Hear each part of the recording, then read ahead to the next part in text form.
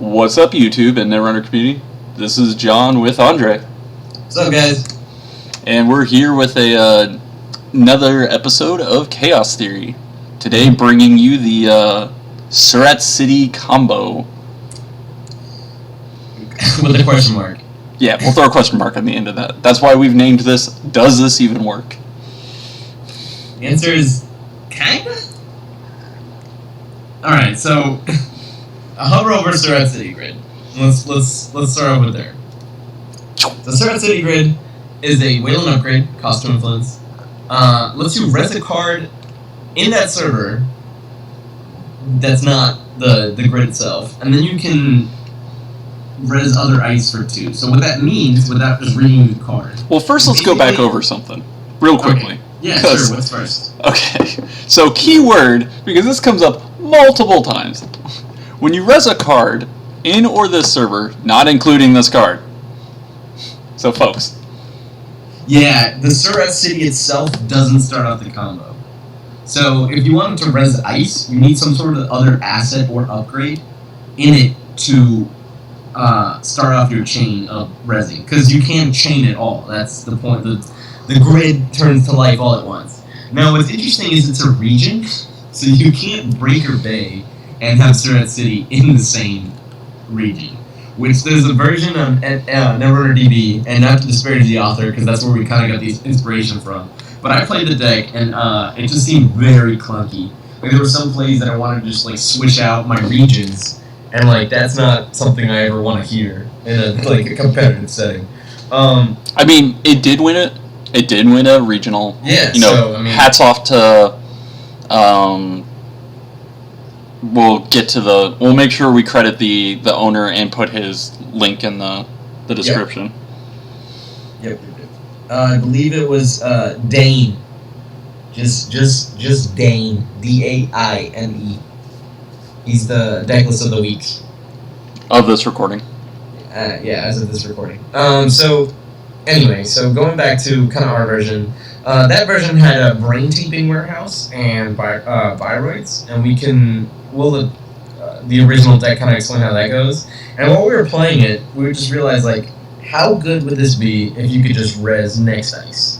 Because then that way, you don't need to, like, extra combo pieces, and you can just kind of, like, thin out your deck a little more, I suppose? Or put higher density stuff that's not just, like, a brain taping warehouse. So basically, what you want to do is you want to set up a Surat City Grid server, and then have a couple lights on it, and then maybe put something like an advanced assembly lines, or even just like a Jackson Howard. You can go ahead and res that, and then basically res every single piece of ice in that server for 2 less than its original cost. And Nex is already so cheap that you're basically resing stuff for 1 or 2 credits. And you can res an entire server. And then you can go and you can do one more piece of ice that's out of that server. Now, if you really want to go crazy, you can go ahead and put a Surat City Grid in that server, and then you can keep on doing the chain until you're out of money. So it's a ton of fun, because if you can res the whole next suite at a time, like, they start getting like really fast. Like, Haley decks and Shaper decks that run Lady don't want to see, what is it, like more than like 3 like a silver with 3 next res at a time. It's bad. It gets really gross really fast. Now, some of the interesting things I guess we could go over is, well, basically our ice suite is just all the next. I mean, 3 Eli, it's good. Yeah, 3 Eli, because it's good. Turing is also like a nice cheap piece of ice that's surprisingly effective. Well, not surprisingly, but very effective on the remote. Next gold. I mean, it's alright at 8, but it gets pretty decent at 6, I'd say.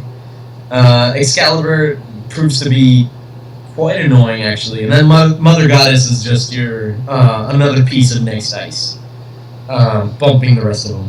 It's very interesting to look at. You can res 3 next silver, 3 next bronze, and a Mother Goddess using the Surat combo for a total of 5 credits. Jeez. And that's 7 next in 1 fail swoop. That's crazy.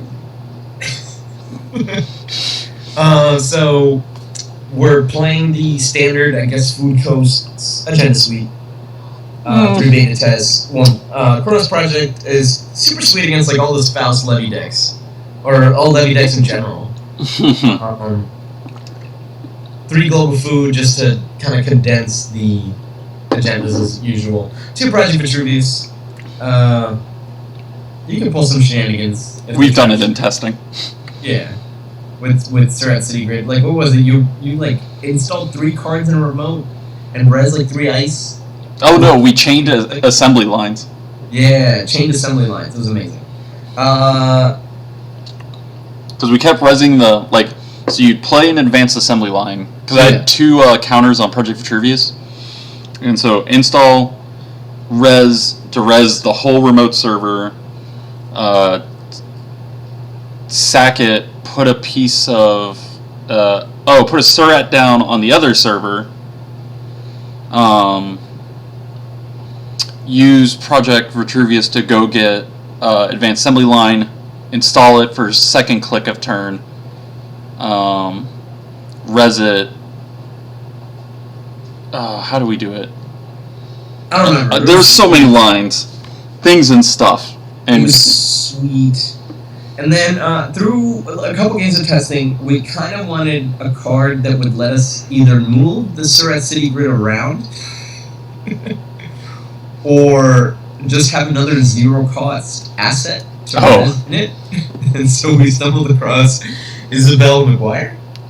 So she might seem a little silly, but I know when Breaker Bay first came out, I saw some people try it, and it was kind of effective. I mean, then you ended up just playing the deck. But now that we're going like combo-y, it might be worth to give it a try again.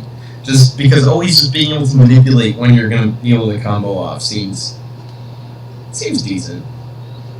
Mm-hmm. And then, because we have the space, and now that we're trying out cards, we're also going to try the Lakshmi Smart Fabrics.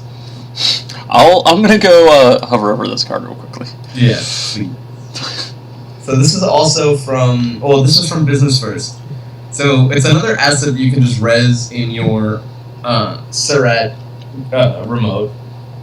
And basically, whenever you res a card, which we're doing plenty of it, very cheaply, you could put a power counter, and then basically you spend those counters to show an agenda, and then copies of that agenda can be stolen, including that agenda. So you could do something like, I guess, take off 2 counters and show a beta test, and just throw a beta test in a remote, and now they can't steal either copy. Yes, film critic, etc. Blah, that's fine. But they can't steal it for that turn. Yeah. So if you show it on your turn, on their turn they can run and get it. Yeah, exactly.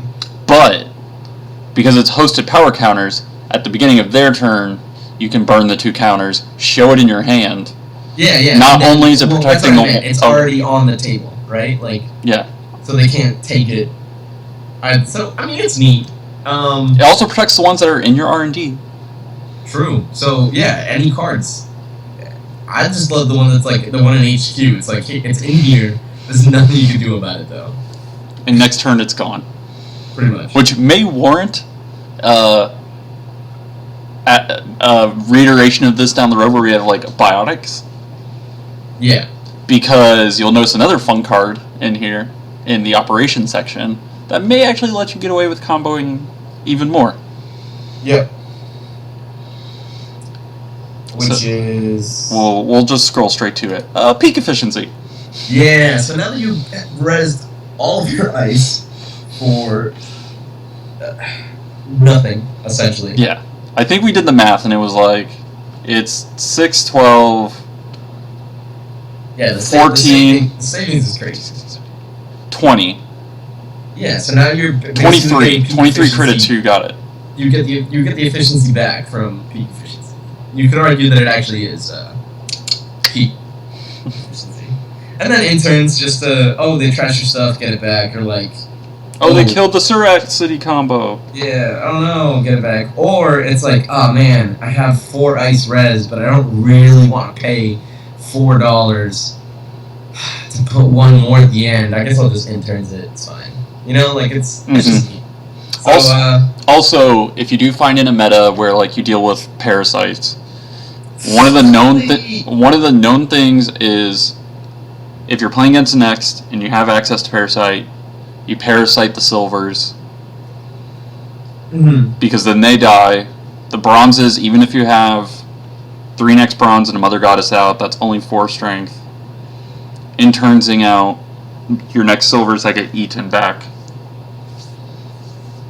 Yeah, now you bump up to 5 strength. Mm-hmm. Now your silver is a bunch of 17s again. Yeah, so I mean it's neat. It's you gotta see it. You gotta see it to believe it. It's another pile of cards. You can stare at it. Definitely. So let's leave it up. Yep, and then we'll see you in game 1.